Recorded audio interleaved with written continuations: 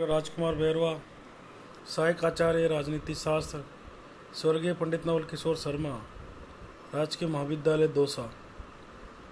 हमने पूर्व के वीडियो में थॉमस एक्विनास के जन्म, उनकी पुस्तकें, उनके राजनीतिक विचार, उनके कानूनों का वर्गीकरण, कानूनों की परिभाषा के बारे में आपसे चर्चा की थी। आज के वीडियो में हम थॉमस एक्विनास को मध्ययुग का अरस्तु क्यों कहा जाता है, ऐसे क्या गुण थे कि एक्विनास मध्ययुग का अरस्तु कहलाते हैं।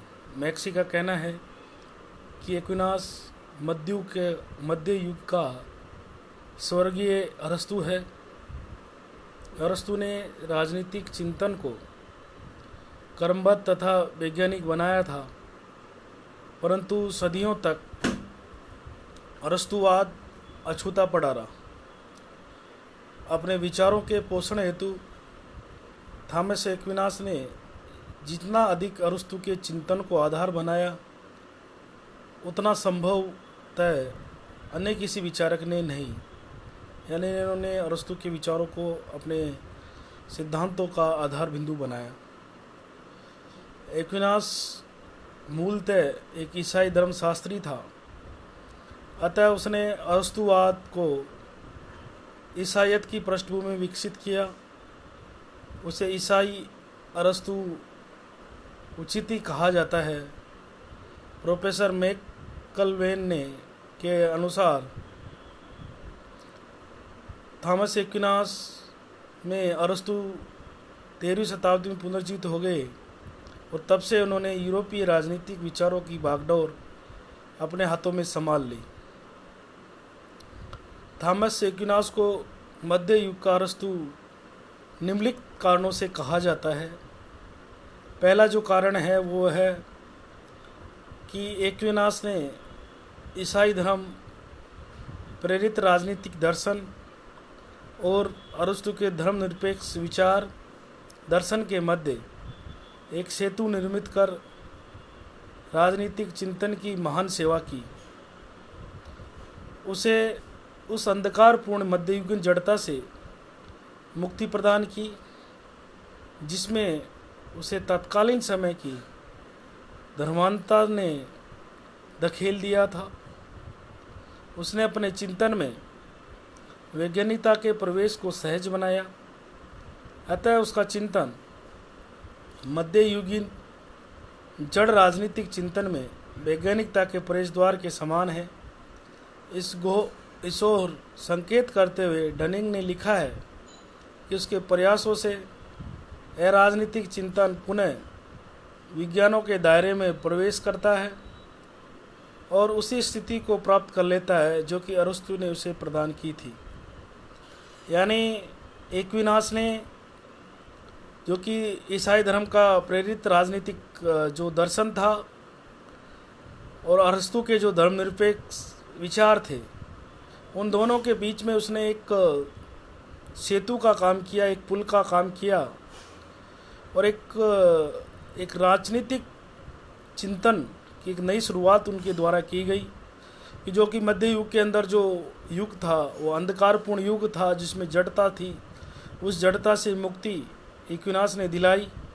चिंतन में वैज्ञानिकता लाने का प्रयास उनके द्वारा किया गया और उनके प्रयासों से ही जो राजनीतिकता था उसमें उन्हें पुनः वैज्ञानिकता का प्रवेश थॉमस एक्विनास के द्वारा लाया गया। इसलिए इन्हें मध्ययुग का अरस्तु भी कहा जाता है।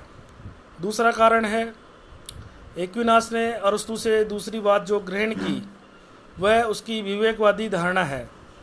इस आधार पर उसने यह प्रतिपादित किया कि मानव विवेक के आधार पर प्रकट ज्ञान, जो कि अरस्तु आदि प्राचीन दार्शनिकों ने प्रदान किया है, ईसाई धर्मशास्त्रों के विपरीत नहीं है, चाहे ऊपरी तौर पर उनमें कितना ही विरोधाभास क्यों न दृष्टिगोचर होता है।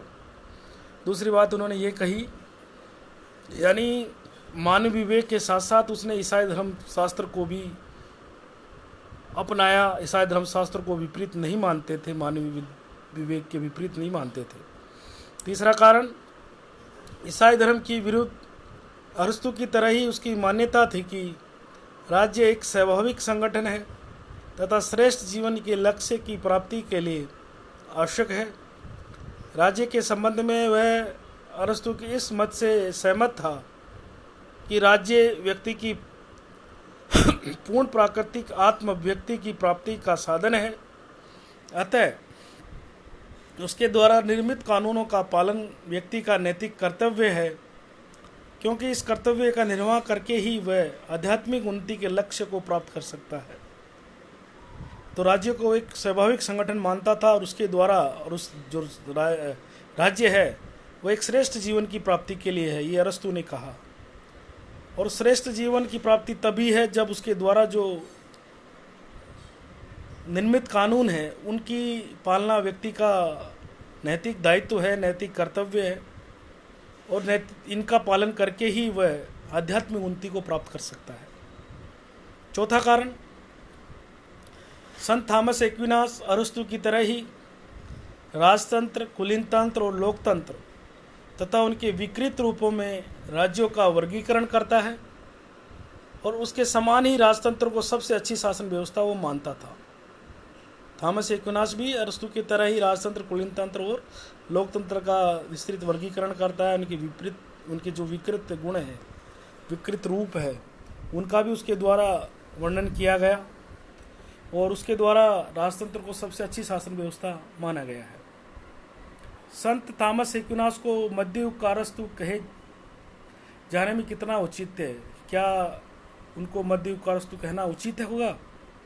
तो उसके लिए ये बात कही जाती है। पहली बात, अरस्तु बुद्धिवादी है। थॉमस इस तथ्य को स्वीकार करते हुए भी कहता है कि कुछ ऐसे सत्य भी हैं जो बुद्धि से परे हैं और जिनका ज्ञान केवल श्रद्धा और ईश्वर कृपा से ही प्राप्त हो सकता है। इसलिए भी उनको हम मध्य युग का अरस्तु तो नहीं मान सकते, क्योंकि अरस्तु ने तो बुद्धिवाद की बात कही और इन्होंने बुद्धिवाद से भी आगे बढ़कर ऐसे सत्य और श्रद्धा की बात कही जो ईश्वर की कृपा से ही प्राप्त हो सकते हैं, बुद्धि से नहीं। दूसरा, एक्विनास अरस्तु के मानव संबंधी विचारों को स्वीकार करता है।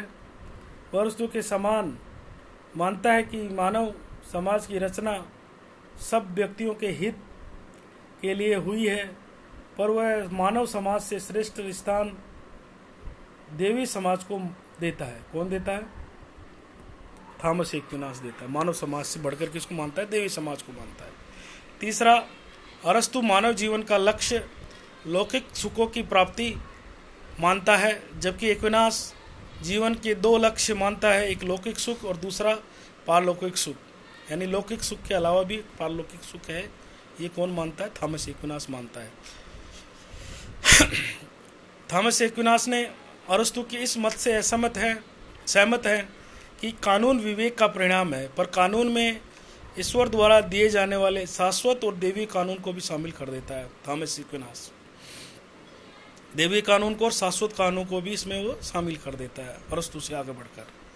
पांचवा, थॉमस का कहना है कि मनुष्य का सर्वोच्च भाग आत्मा है, न कि बुद्धि। बुद्धि तो अरस्तु ने बताया कि बुद्धि सर्वोच्च होती है, मगर थॉमस एक्विनास ने बुद्धि से भी बढ़कर आत्मा को माना है। थॉमस अरस्तु के दर्शन के इस आधारभूत विचार से सहमत है कि राज्य की उत्पत्ति स्वाभाविक रूप से हुई है। राज्य का उद्देश्य नागरिकों को शुभ जीवन की प्राप्ति में सहायता देना है, पर शुभ जीवन इस प्रकार का होना चाहिए जिससे मोक्ष की प्राप्ति हो सके। इसके लिए थॉमस ने चर्च को आवश्यक बताया है। यानी थॉमस एक्विनास ने ये माना है कि भाई जो राज्य होते हैं वो व्यक्ति को अच्छे जीवन के लिए होते हैं, शुभ जीवन के लिए होते हैं, जिससे मोक्ष की प्राप्ति हो सकती है। और इसके लिए थॉमस ने चर्च को बहुत महत्वपूर्ण माना है, चर्च को आवश्यक माना है। तो इस आधार पर हम कह सकते हैं कि थॉमस एक्विनास ने अरस्तु से भी आगे बढ़कर बहुत सारी बातें ऐसी बताई जो कि अरस्तु से भिन्नता रखती थी। इस आधार पर हम कह सकते हैं कि एक्विनास अरस्तु से भी बढ़कर थे। संक्षेप में अरस्तु के सिद्धांतों को थॉमस एक्विनास ने साधन के रूप में ग्रहण किया है, साध्य के रूप में नहीं। थॉमस का जो साध्य था वो अलग था। ये जरूर है कि उसने अरस्तु के सिद्धांतों को किसका साधन के रूप में स्वीकार किया है, साध्य लक्ष्य के रूप में स्वीकार नहीं किया। एक्विनास का मत इसलिए है, महत्व इसलिए है कि उसने अरस्तु के वैज्ञानिक राजनीतिक चिंतन और आस्थावादी ईसाई राजनीतिक चिंतन में समन्वय स्थापित किया, जिससे कि दोनों अपना परस्पर विरोधी रूप खोकर एक दूसरे के पूरक बन जाते हैं। इस तरह उसके संपूर्ण चिंतन पर हमें अरस्तु के चिंतन की छाप स्पष्ट रूप से दिखाई देती है। वह मध्ययुग की समन्वयवादी विचारधारा का सर्वोत्तम व्याख्याता था। उसने अरस्तु की राजनीतिक को सिसरो, अगस्टाइन और बाइबल के विचारों से मिलाकर उसका कायाकल्प कर दिया। यानी ये समन्वयवादी विचारक थे जिन्होंने समन्वयता की बात की, परस्पर सहयोग की बात करी, विरोधाभास को इन्होंने नकार दिया और समन्वयवादी विचारधारा के आधार पर ही अरस्तु को सिसरो, अगस्टाइन और बाइबल के विचारों से मिलाकर एक नया राजनीतिक परिप्रेक्ष्य इनके द्वारा पैदा किया गया। तो हम कह सकते हैं कि कई आधारों पर, कई तर्कों के आधार पर वो मध्ययुग का अरस्तु था, अगर कई मत उसके अरस्तु से भिन्न थे। उसने अरस्तु के सिद्धांत को साधन के रूप में स्वीकार किया, साध्य के रूप में स्वीकार नहीं किया। धन्यवाद।